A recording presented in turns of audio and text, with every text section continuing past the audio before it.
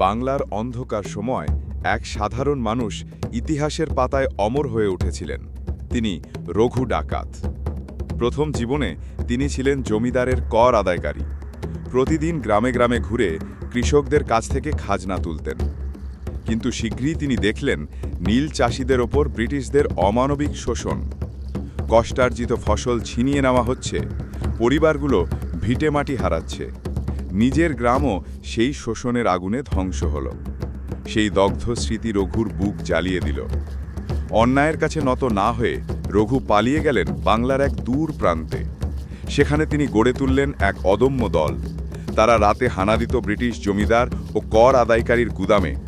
যে খাজনা ব্রিটিশরা লুট করত প্রজাদের থেকে, রঘু ও তার সাথীরা সেটাই লুট করে ফিরিয়ে দিত দুঃখী মানুষের হাতে। এভাবেই রঘু ডাকাত হয়ে উঠলেন বাংলার মানুষের কাছে ত্রাতা। খবর দ্রুত পৌঁছল কলকাতায়। ব্রিটিশ প্রশাসন বুঝল রঘু কেবল এক ডাকাত নন, তিনি বিদ্রোহের প্রতীক হয়ে উঠছেন। তাকে আটকাতে পাঠানো হলো সেনাদল। সংঘর্ষ হলো ভয়ঙ্কর।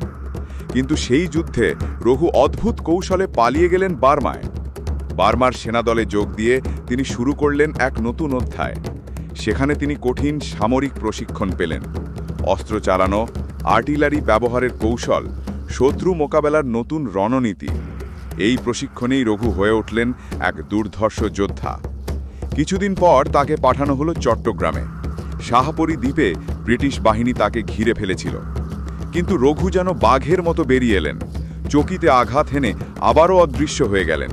তার এই অলৌকিক পালানোর কাহিনী মানুষের মুখে মুখে ছড়িয়ে পড়ল।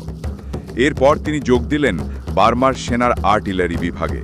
এবার আর শুধু বাংলার জন্য নয়, তিনি লড়লেন বৃহত্তর স্বাধীনতার জন্য, ব্রিটিশ সাম্রাজ্যের বিরুদ্ধে এক ভয়ঙ্কর যুদ্ধে।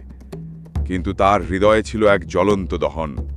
যে ব্রিটিশ ইন্ডিগো প্লান্টার তার গ্রাম ধ্বংস করেছিল, তার প্রতিশোধ নিতেই হবে। একদিন খবর এলো সেই প্লান্টার নদীর বুকে জাহাজে ভাসছে। রঘু আর দেরি করলেন না। নিজের দলকে নিয়ে তিনি ছুটে গেলেন। অন্ধকার রাতে নদীর বুকে ঝড়ের মতো আঘাত হানল রঘুর দল। কাননের গর্জন, তরবারির ঝলকানি, মানুষের চিৎকার, সব মিলিয়ে ভয়ঙ্কর যুদ্ধ। অবশেষে ব্রিটিশদের সেই জাহাজ আগুনে পুড়ে ধ্বংস হল, আর রঘু ডাকাত পেলেন তার ন্যায় বিচার।